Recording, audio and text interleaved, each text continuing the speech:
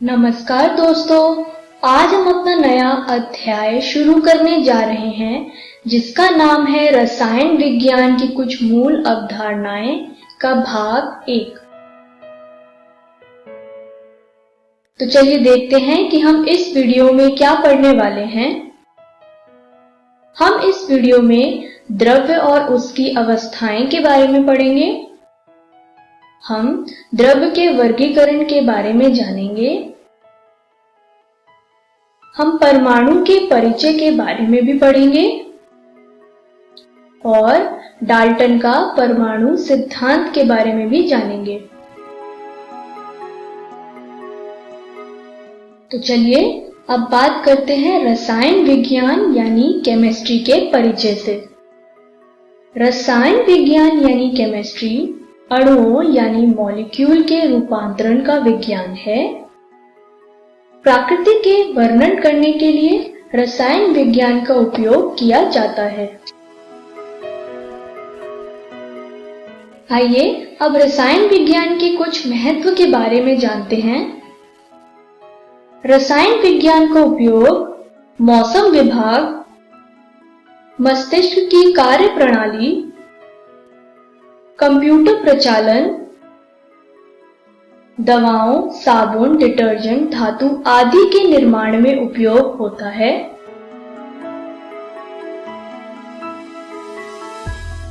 रसायन विज्ञान के परिचय के बाद अब हम अपने पहले विषय पे चलते हैं जो है द्रव्य और उसकी अवस्थाएं। कोई भी वस्तु जिसका द्रव्यमान होता है और जो स्थान घेरती है वह द्रव्य कहलाती है। उदाहरण से समझे तो स्क्रीन पे दिया गया चित्र एक कुर्सी का है। क्या आप बता सकते हैं कि कुर्सी द्रव्य है कि नहीं? कुर्सी एक द्रव्य कहलाती है क्योंकि कुर्सी का द्रव्यमान होता है और वह स्थान भी घेरती है। उसी तरीके से बुक यानी किताब भी एक द्रव्य कहलाती है क्योंकि किताब भी स्थान घेरती है, वह किताब का भी द्रव्यमान होता है। द्रव्य के 3 अवस्थाएं यानी स्टेट होती हैं, जैसे कि ठोस यानी सॉलिड। स्क्रीन पर दिया गया पिक्चर एक पेड़ का है।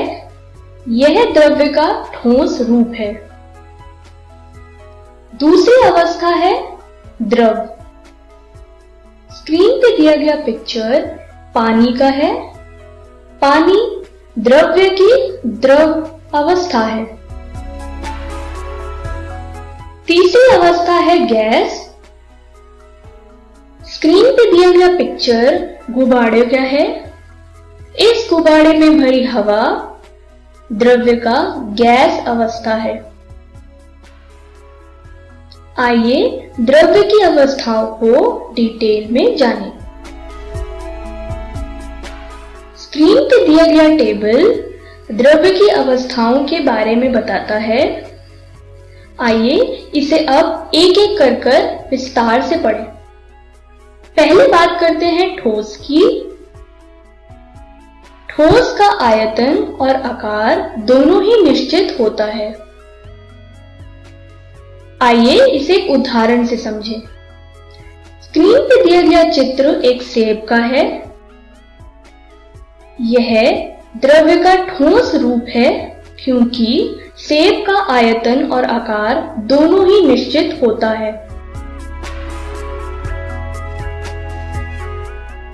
ठोस के कण एक दूसरे के बहुत ही पास होते हैं या बहुत पास क्रमबद्ध रूप से व्यवस्थित रहते हैं।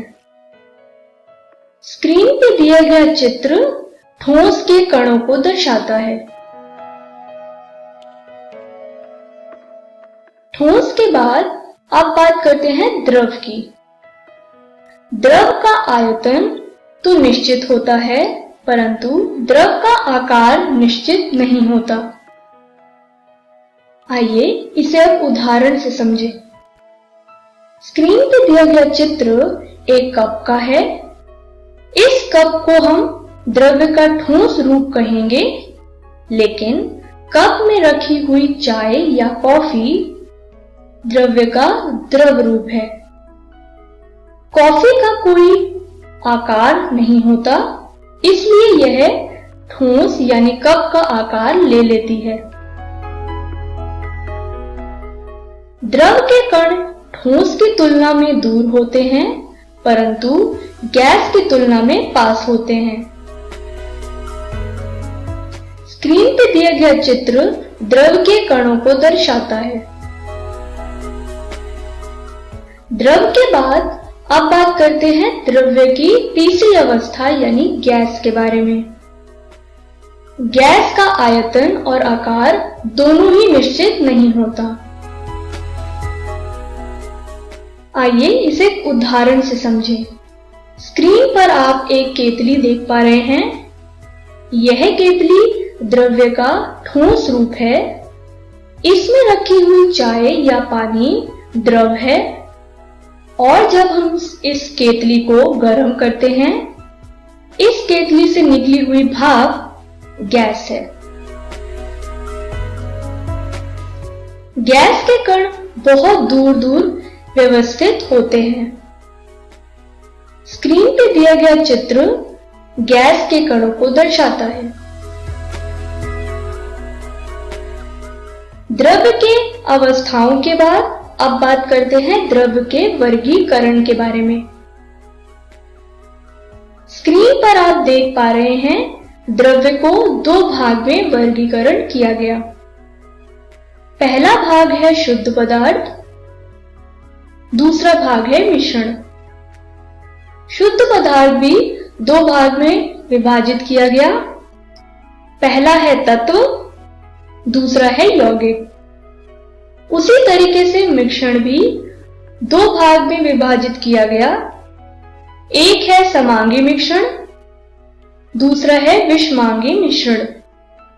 आइए अब इसे हम विस्तार से पढ़ें। पहले बात करते हैं शुद्ध पदार्थ के बारे में, जो कि द्रव्य का ही एक भाग है। जब किसी पदार्थ के सभी संघटक कण रासायनिक रूप से समान होते हैं, तो इसे शुद्ध पदार्थ कहा जाता है। उदाहरण से समझें तो नमक यानी सॉल्ट एक शुद्ध पदार्थ है।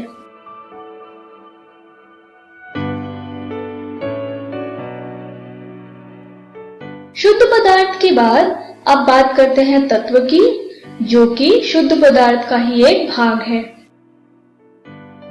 तत्व उस पदार्थ को कहते हैं जिसमें एक ही प्रकार के कण होते हैं और इन्हें रासायनिक क्रिया से और विभाजित नहीं किया जा सकता। तत्व के उदाहरण को जानने से पहले हम बात करते हैं यौगिक के बारे में। यौगिक वह पदार्थ है जो भिन्न तत्वों के दो या दो से अधिक परमाणु को एक निश्चित अनुपात पर संयोजित होकर बनते हैं। आइए अब तत्व और यौगिक दोनों को ही उदाहरण से समझें। ऑक्सीजन आप देख पा रहे हैं स्क्रीन पर। ऑक्सीजन एक तत्व है। उसी तरीके से हाइड्रोजन, जो आप स्क्रीन पर देख पा रहे हैं, वह भी एक तत्व है। यदि इस ऑक्सीजन में दो हाइड्रोजन लगे तो यह बनता है पानी यानी वाटर। पानी या वाटर एक यौगिक है। इस तरीके से हमने तत्वों और यौगिकों के बारे में जाना। आइए अब बात करते हैं मिश्रण के बारे में, जो कि द्रव्य का दूसरा भाग है। मिश्रण उस पदार्थ को कहते हैं जो दो या दो से अधिक प्रकार के शुद्ध पदार्थों को मिलाकर बनता है। स्क्रीन पर आप एक चित्र देख पा रहे हैं। यह चित्र एक मिश्रण का है। इस मिश्रण में तेल और पानी है। तेल और पानी दोनों ही शुद्ध पदार्थ हैं। मिश्रण के बाद अब बात करते हैं समांगी मिश्रण के बारे में, जो कि मिश्रण का ही एक भाग है। समांगी मिश्रण उस मिश्रण को कहते हैं जिसमें घटक एक दूसरे से पूर्णतया मिश्रित होते हैं। समांगी मिश्रण के उदाहरण को जानने से पहले हम बात करते हैं विषमांगी मिश्रण के बारे में। विषमांगी मिश्रण उस मिश्रण को कहते हैं जिसमें घटक एक दूसरे से पूर्णतः मिश्रित नहीं होते हैं। आइए अब समांगी मिश्रण और विषमांगी मिश्रण को उदाहरण से समझें।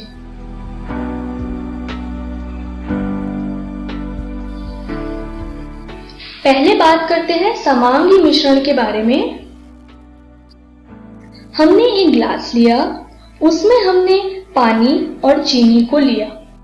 चीनी क्योंकि पानी में पूर्ण तरह मिश्रित हो गई, तो चीनी का घोल एक समांगी मिश्रण है। अब बात करते हैं विषमांगी मिश्रण के बारे में। हमने एक पानी लिया, उसमें हमने रेत मिलाई। क्योंकि रेत पानी में पूरी तरह मिश्रित नहीं है, तो रेत नीचे बैठ जाती है और पानी ऊपर, जैसा कि आप स्क्रीन पर देख पा रहे हैं। तो रेत का घोल एक विषमांगी मिश्रण है। इस तरीके से हमने मिश्रण के बारे में जाना। द्रव्य के वर्गीकरण के बाद अब हम अपने दूसरे विषय पे चलते हैं, जो है परमाणु का परिचय। स्क्रीन पर आप एक चित्र देख पा रहे हैं। यह एक परमाणु यानी एटम की है। आइए इस परमाणु को और विस्तार से जानें। एक परमाणु यानी एटम किसी भी साधारण से पदार्थ की सबसे छोटी घटक इकाई है जिसमें एक रासायनिक तत्व के गुण होते हैं। परमाणु को ना ही विभाजित किया जा सकता है और ना ही नष्ट किया जा सकता है। परमाणु 3 कणों से बनते हैं, इलेक्ट्रॉन्स, प्रोटॉन्स और न्यूट्रॉन्स। स्क्रीन पर दिया गया चित्र से आप तीनों ही कणों को देख पा रहे होंगे। परमाणु के केंद्र को नाभिक यानी न्यूक्लियस कहा जाता है, जैसा कि आप स्क्रीन पर देख पा रहे हैं। परमाणु के बारे में विस्तार से हम अपने अगले चैप्टर में पढ़ेंगे। परमाणु के परिचय के बाद आइए अब बात करते हैं डाल्टन का परमाणु सिद्धांत। जॉन डाल्टन एक वैज्ञानिक थे जिन्होंने द्रव्य को परिभाषित करने के लिए एक परमाणु सिद्धांत दिया था। आइए इस सिद्धांत को एक एक करके पढ़ें।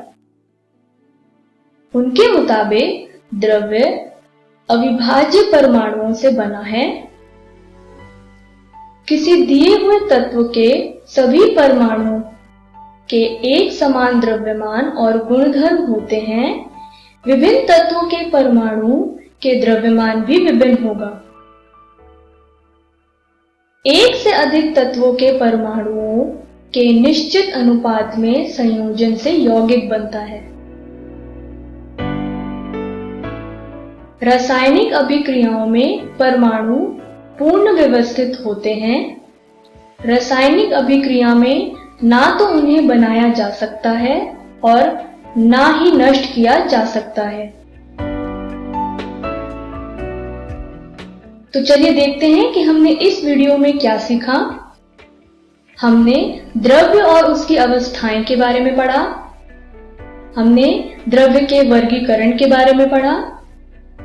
हमने परमाणु के परिचय के बारे में जाना और हमने डाल्टन का परमाणु सिद्धांत के बारे में भी जाना। तो चलिए देखते हैं कि अगली वीडियो में हम क्या पढ़ने वाले हैं। अगली वीडियो में हम द्रव्य के गुणधर्म और उनका मापन के बारे में पढ़ेंगे। हम वैज्ञानिक संकेतन के बारे में भी पढ़ेंगे।